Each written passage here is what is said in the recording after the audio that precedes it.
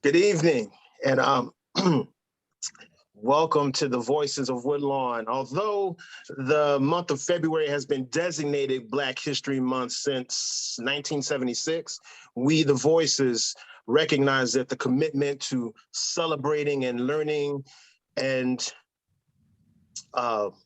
reliving about the generations of Black Americans who influenced and enriched this nation and this society is much more than just 1 month. We commit to honoring Black history, community, and culture by recognizing and celebrating not only the achievements and victories of Black Americans, but also the systemic hurdles, the struggles, and the erasures which still affect us all to this day, which is why we are here. So with that, I present to you the Voices of Woodlawn.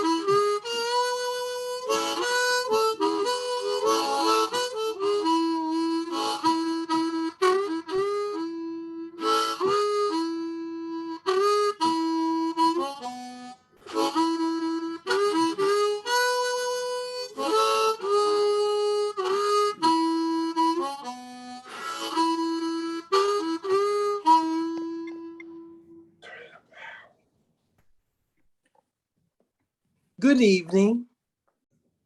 Make a joyful noise unto the Lord, all ye lands. I'm going to take a song from every bird and make them sing it just for me. They have something to teach us all about being free. Be no rain, be no rain, be no rain. I think I'll call it morning from now on. Gil Scott Heron. Welcome to each of you. We are the Voices of Woodlawn, and the featuring poets are Diane Wilbon Parks, Patrick Washington, Hiram Larew, yours truly, Sylvia Dianne, Beverly, Ladi, and on harmonica, poet Cliff Bernier. Tonight we will share with you original poetry that we wrote during and since our visit to Woodlawn Plantation Mansion, which is in Alexandria, Virginia. So we hope that you will sit back, relax, perhaps have something refreshing to drink, and you might just want to light a candle. Thank you.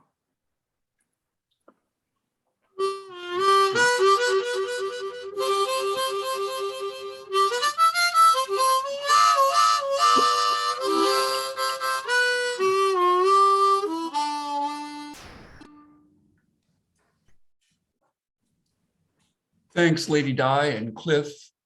The poems you're about to hear, as Lady Di mentioned, are by the 4 Voices of Woodlawn poets. And these poems were all written in response to a summer 2019 pre-pandemic visit to Woodlawn, which is an historic plantation estate built on land that George Washington owned and gift deeded to his step-granddaughter and her husband in Northern Virginia, right across the Potomac River from Mount Vernon, where Washington lived. 9 whites lived in Woodlawn. They were served by at least 90 blacks. And the lives of those enslaved 90 individuals largely is unknown. And so in this program of homage, the Voices imagine those 90 lives. And yes, while we use our poems this evening to tell a history of a slave-holding plantation, the poems we present are also just as much about the consequences today, right now, of that tragedy of slavery. As Mary said, we hope to visit with everyone after the program, so please keep track of your questions because you'll have a chance to ask them in just a few minutes. This first poem I wrote while I walked across the grounds of Woodlawn. It's titled Vista Blur. Clouds of branches unsettled were, as smoke became windows or lingering hams, with those thin voices in sad vines when I walked up. Yes, as I almost heard their echoes, and that haunting question, what happened here? These voices from long ago that now precious the lawn sweeps across vistas of yearnings that river my overs. Those voices hide in the corners and bushes, their cries for freedoms that are so wanted.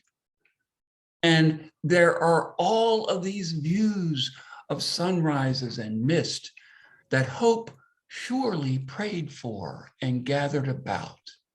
These views that are almost gone now, they are just barely and blurred. Yes, I can almost hear the faint whispers, faintest of whispers of accents as sweet as the oaks. Voices that were here when abiding was tobacco and corn, and poorly was riches. And now all of my hoops are flung widely across these ghosts of years that are asking, what happened here? Around me and by me and through me. These fork tines and tears, these hillsides of shame. The cuffs that sob in their rust, or ropes frayed, or even the mansion's gilded mirrors of my memories, me, or the full fields of sorrow from those times that are buried so deep down inside me, but keep sprouting today again and again. These scars or gasps or flames in souls, their silent prayers, they all come through and are wanting me to explain what happened here.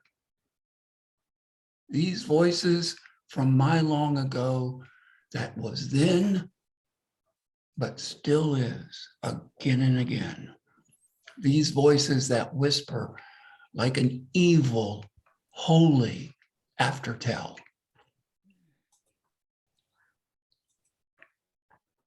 Thank you, Hiram.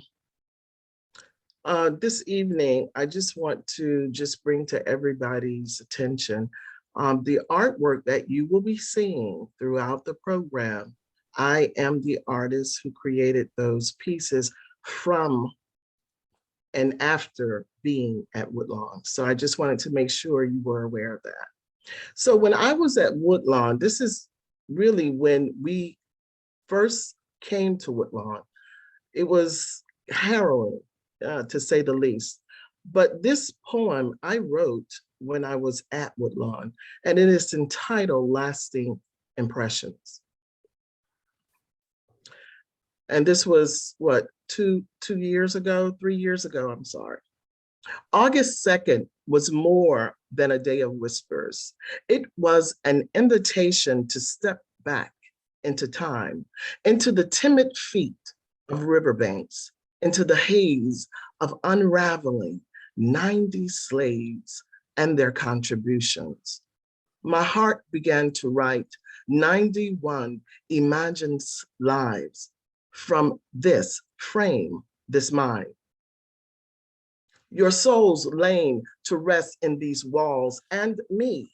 Your spirit met me and my tears as I drove in. I am already changed. I surveyed the Woodlawn plantation and saw you, all of you, in bricks, in mantles, in rooms throughout the grounds. I looked up at the balcony, imagining where your heels and toes might have touched a patch of grass. As I leaned over into thought, I felt your feet touching mine, carrying me to a mansion beautifully distorted. This mansion once lived with you and your silence and your lost names right here in this place where I am standing, where your river tears, each of you known to Woodlawn by only one name, slave. You've been erased. The tours vaguely remembers you, but I see you here, right here, in the careful placements of bricks, of spiraled staircases, of marble, of doors, of windows, the scent of silence. Oh, the scent of silence of you is so strong. The odor of mistakes float in every room. How will we fix this? Even the emptiest spaces imprison your dreams, your expressions, your thoughts, your birthdays. As my eyes drift along the carved mantle, I imagine your eyelids opening like heavy concrete doors. I wonder if your mantle, your skin, was ever a mask of markings. Wonder if you were bruised to your bones, where pain finished the carvings of your marrow. You were here, right where I stand, as sure as innocence, as pure as white enters rooms to leave no trace of life. The etchings of your past, cradled in scuff marks on wooden floors. The arresting wake of your voices still leaves impressions on walls, on me, on us.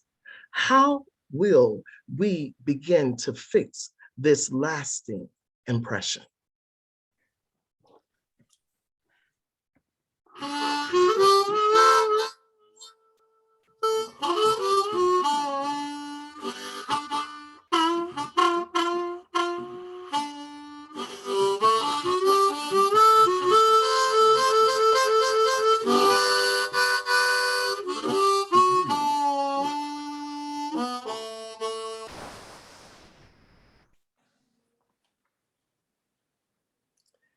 This poem was written on the first day of visiting the mansion. Crepe myrtle for me. Magenta magical centerfold, swaying in hot pink balmy breeze, like soothing zephyr, my heart appeased. Biggest crepe myrtle I have ever seen, a powerhouse of comfort unforeseen. At second glance, two trees united, standing tall, stretched across plantation's grounds, in middle of manicured lawns. A grand decoration. Realization hits. My imagination caught hold of me, imagining what slaves actually encountered. Beaten, tortured, hung, separated from family, absent from love, long labors, long hours of labor with no pay. Crepe myrtle temporarily comforts, distracts what my ancestors really went through. So sad. Sad racism is still king. So sad. Oppression is still alive. Sadder than sad, some do not realize, refuse to recognize. We need to step up, teach our children our history, press forward for equal rights, equal pay, respect, and democracy. Never give up, fight. Freedom ain't free. True, I'm no better than anybody. Nobody is any better than me. Thank you, Crepe Myrtle, for unity and comfort of standing together under branches of your spectacular tree.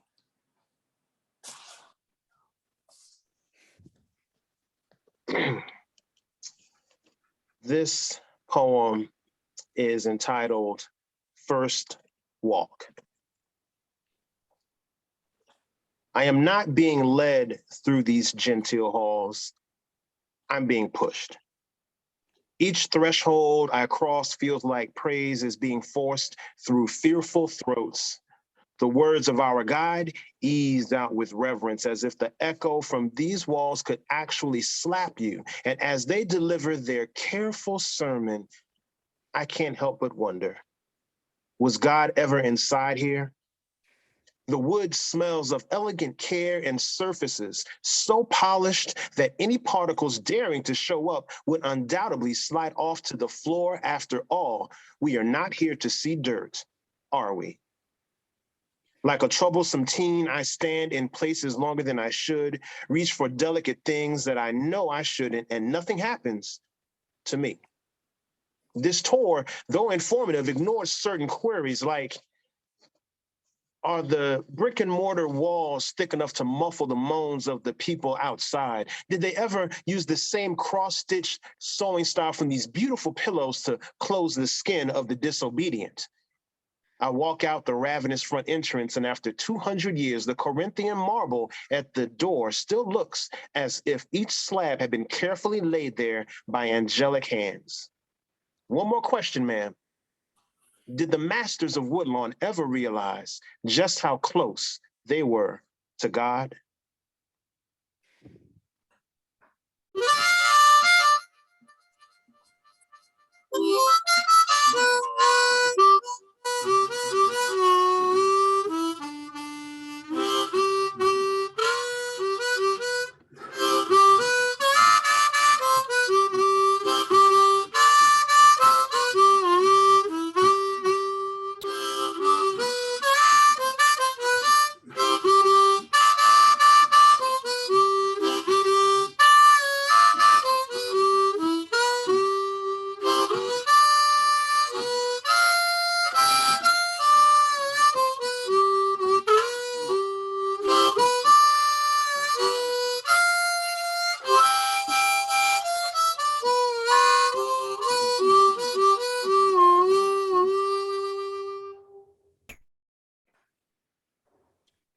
poem is less about the history of Woodlawn and more about working with these other poets as we experienced Woodlawn. It's titled Bells. Together, we are so wonderfully different, these four bells of us.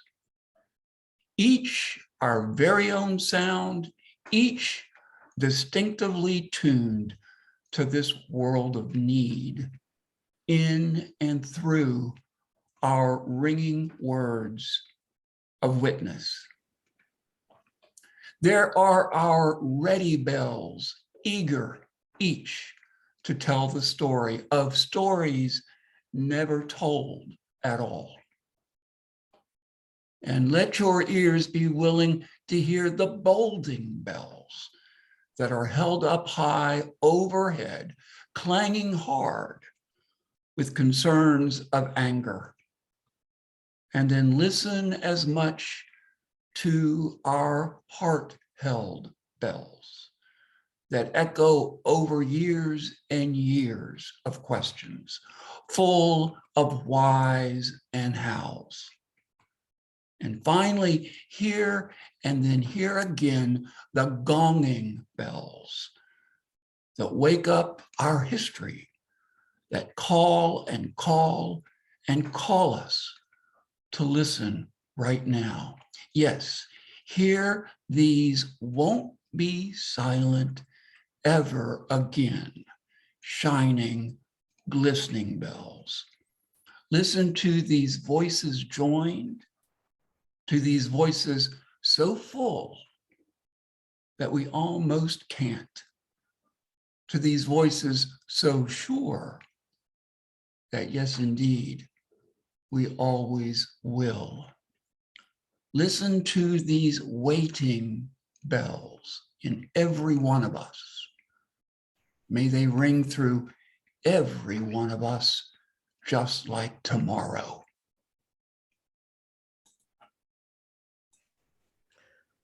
This poem that I wrote is after visiting Woodlawn, and it is entitled The Inherited Journey. I look across fields that flung purple journeys, heavy with sound. Then I go back to the fields of my mind, desperate to see, but come up empty. I am here where you were, where you plucked the earth, where your whole body was fractionalized and demoralized, where your stood was bent, your fullness emptied. I reach inside your footprints and fingerprints, but the earth has covered you in thick green grass.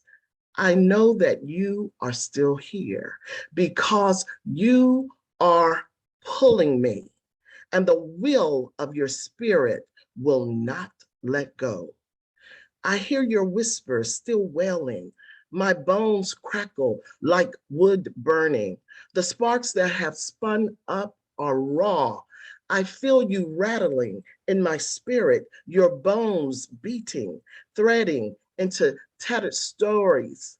But the blood is still sealed with the blood of Jesus, with the blood of my ancestors, never broken. I am from the leaves and the trees of my people, from the eyes and the forgiving hearts of my people. I am from the songs and the hopes and the dreams and the will of my people. I am from the trials and the tribulations and the forget-me-nots of my people, from the hands of pickers, growers, sowers, builders, diggers, cleaners, cookers, fetchers, leaders, thinkers, doers, believers. All are my people. I am kept by the field of my mind's eye, where the field is forever becoming much clearer. And the story of my people will reap a harvest from then till now, from as far back as oceans decide, as up close as 40 acres, to the droplets of rain that dances in between the songs of rivers, of hallelujahs, to God's everlasting love and favor. I am the footprint, the voice of the whispers of long ago that spirits the will to feel the hollowed out stories of my people.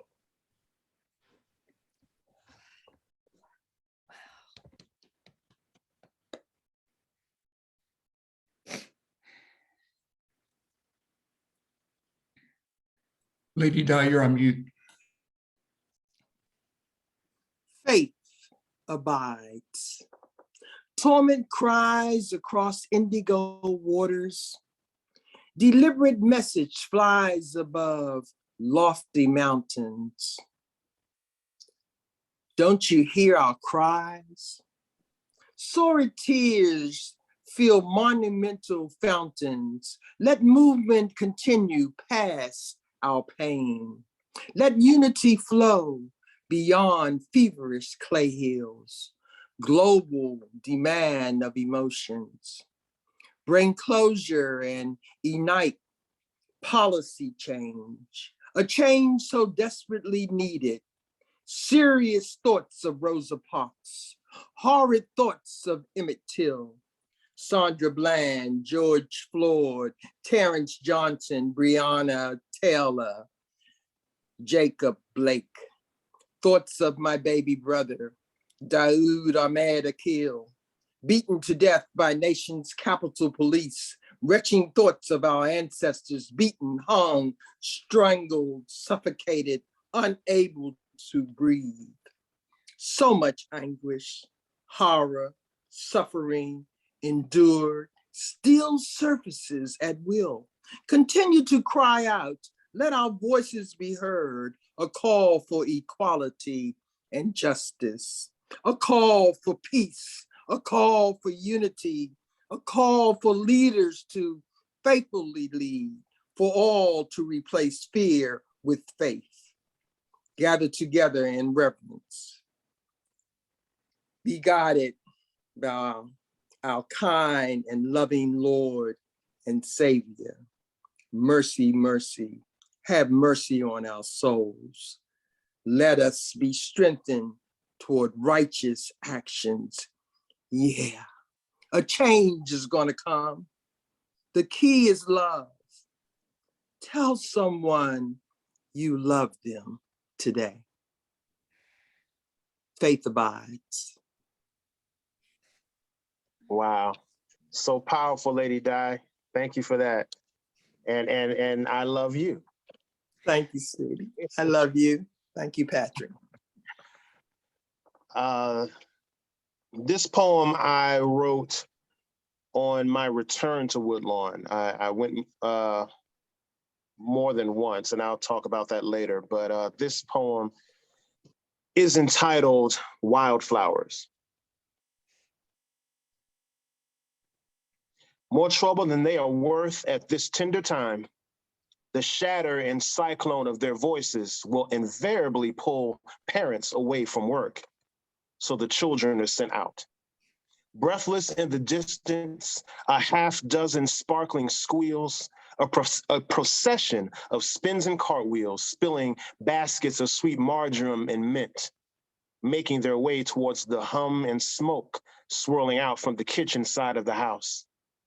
Their feet are always caked, one holding bluebells and lilacs, another with a fistful of dogwood. They have decided that the flowers will go to Miss Eleanor. Their arms and voices overflowing, eyes filled with not knowing, hoping these soft mosaics will somehow mean love and better lives. Maybe they will be allowed to learn what home means.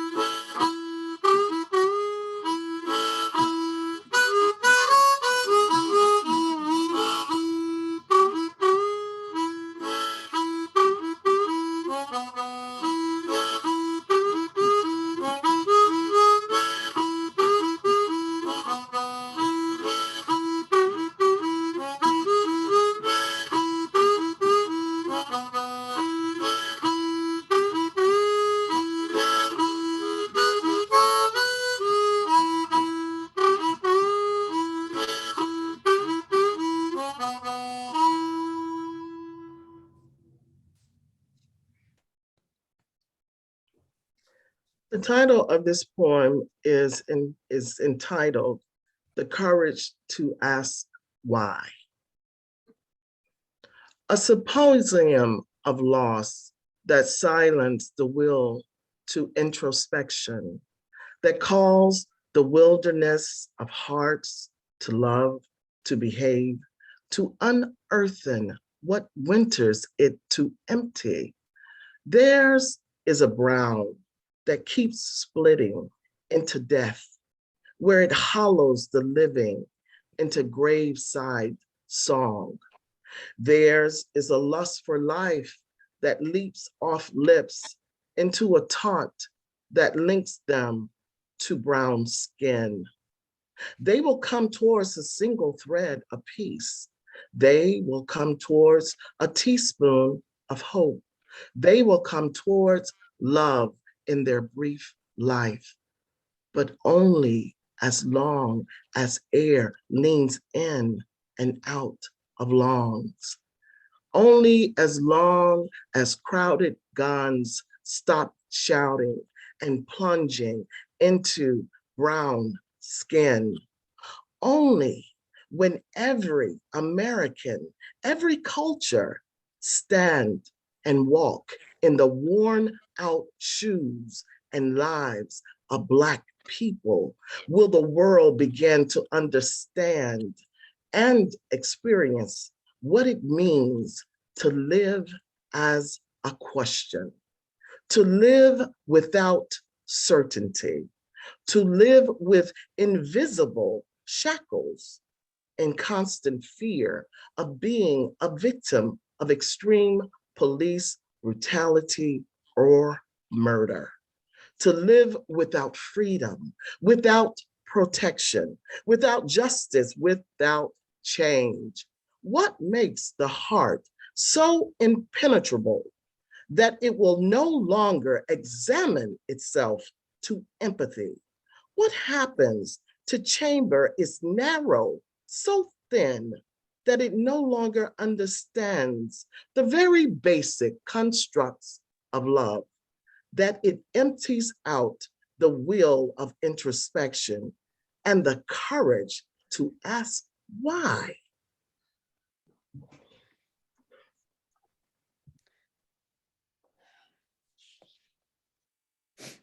Mama, oh mama. Mama, is Master going to sell you from us today? Mama, I surely pray not, because I don't know what me and Nettie, Clisty and Jimmy would do without you, Mama. Without the comfort of your touch, sweetness of your voice. Oh, Mama, we would be sad, sadder than sad.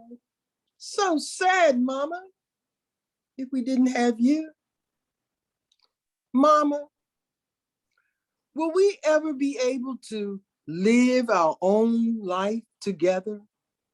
Just you, me, and my sisters and brother? How come, Mama? How come we can't run about, sing and play, and be free? Oh, Mama, Mama, Mama, what would make a person feel like they're better than someone else? Make them feel they could treat them any old way. Huh, Mama? Talk rude to them, violate their personal space, disregard and disrespect. We humans too. What on earth did we do to deserve such a ridiculous way of life? Oh, Mama, Mama, will things ever change?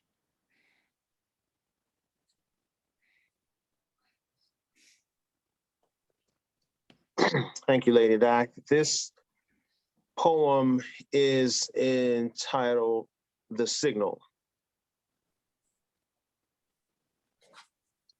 Yes, sir. Yes, sir. How may I be of service? Would you like another man? You see, I learned quickly. Never got hit once. Seen enough overseers erupt wrath all over Negroes who stepped out of place or maybe just stood too tall. I still carry their ash in my pockets to remind me. That's when I decided. Shook their fragments out of my hair and got myself straight. Now I wear only the best clothes. I eat the best food. I've been crowned the most blessed of all the cursed in 2,000 acres. I stand here, only ears and eyes, body with no mouth until addressed. My willingness to please and posture places me at the head of the table. I got good at counting how many times they lift their cups to drink. Once they take 4 sips, that's when I step out. If the guest knocks their tea to the floor, I'm gonna make sure my apology swoops into the room before my body ever does. That damn Earl Grey been misbehaving all week, and the teacup might have jumped. I stand in perfect stillness, racing for favor, eyes holding every curve of the butler's mirror, searching for a sign of life. I don't know what it's like to be called a man, but I know I'm closer than I was yesterday, so. Yes, ma'am. Oh, yes, sir. Please, let me get that for you.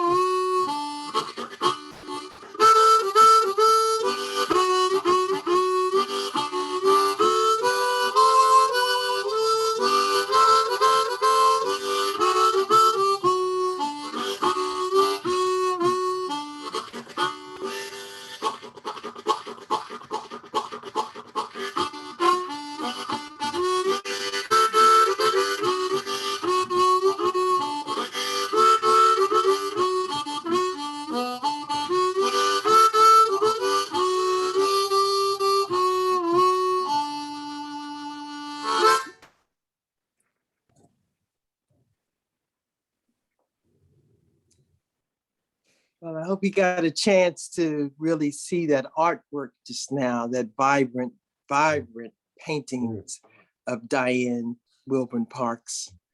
Hopefully one day you'll get to see it up close and personable and maybe hang a piece on your wall. How would you feel?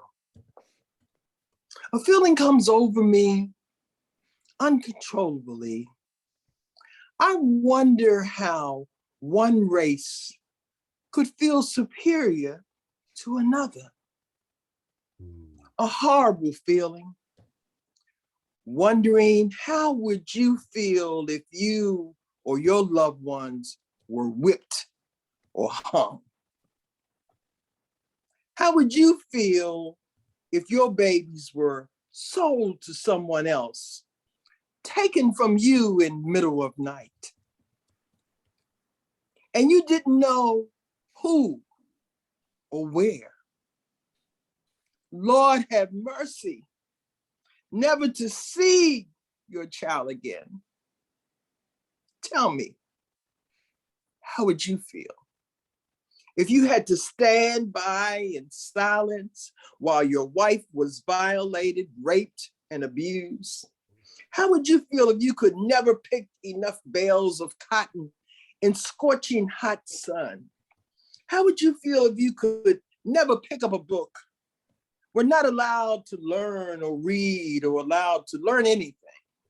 Tell me, think about it. How would you feel?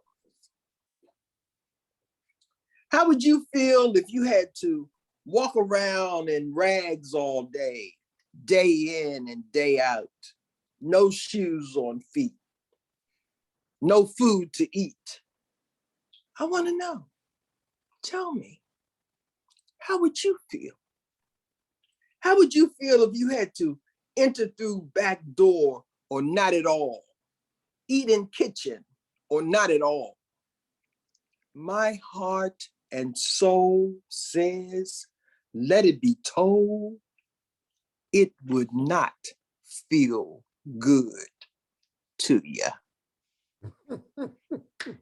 Amen. Indeed. Indeed.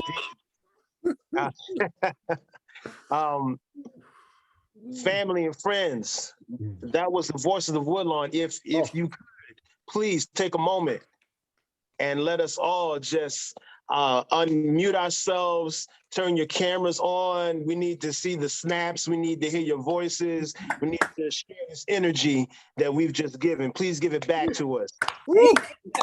Thank you. Thank you. That was Thank amazing. you, Patrick. Telling We got it, somebody yeah. lying in their closet. Will the camera show the chills? Woo, man. Thank you. You guys, this is my, third or fourth, and I'm blown away every time. Every time. Wow. Even if I'm coming from out left field, still. Thank you so much. Mm. Thank you. Thank you all. Bring somebody with you, or maybe host a party yourself. Mhm. Yes, and please, let's another round of applause for Cliff for his terrific accompaniment. Yes. Thank you. Thank you. Wonderful. Thank you so much. Phenomenal. Thank you, Cliff. Cliff Can't wait, Cliff. Cliff is phenomenal. of Woodlawn. It's on a journey. Yes. With us. know? Oh, wow. I can still see those babies with those flowers in their hands, just hoping that it would bring some peace. It just really touches my heart. Oh, thank you, Lady Di.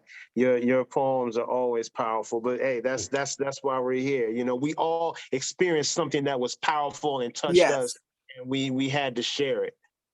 And Yeah. And like Diane said, a great impression, left great impression on us for Hiram to even ask us to open that invitation to us.